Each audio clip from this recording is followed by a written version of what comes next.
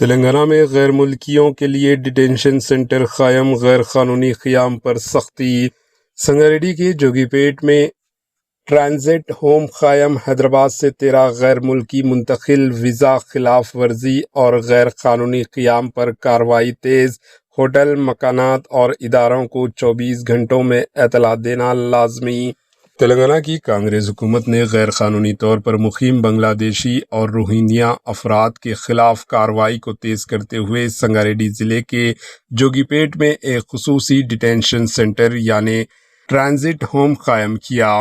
حیدرآباد سے اب تک 13 غیر ملکی شہریوں کو اس سینٹر میں منتقل کیا جا چکا ہے، جو منظم حراست اور تیز رفتاری ڈپورٹیشن کے عمل کی جانب ایک اہم قدم مانا جا رہا ہے۔ پولیس حکام کے مطابق ویزا قوانین کی خلاف ورزی، غیر قانونی قیام اور منظم کرائم سے تعلق رکھنے والے کیسز میں اضافہ دیکھنے میں آ رہا ہے، جس کی پیش نظر یہ اقدام کیا گیا۔ اس کے ساتھ ہی حیدرآباد پولیس نے ایک ایڈوائزری جاری کرتے ہوئے ہوٹل مالکین، ہوٹل کے اونرز، کرایہ داروں، اسپتالوں اور تعلیمی اداروں کو ہدایت دی ہے کہ وہ غیر ملکی شہریوں کی تفصیلات 24 گھنٹوں کے اندر فراہم کریں، بصورت دیگر قانونی کارروائی ہو سکتی ہے۔ Bureau report, AHN news.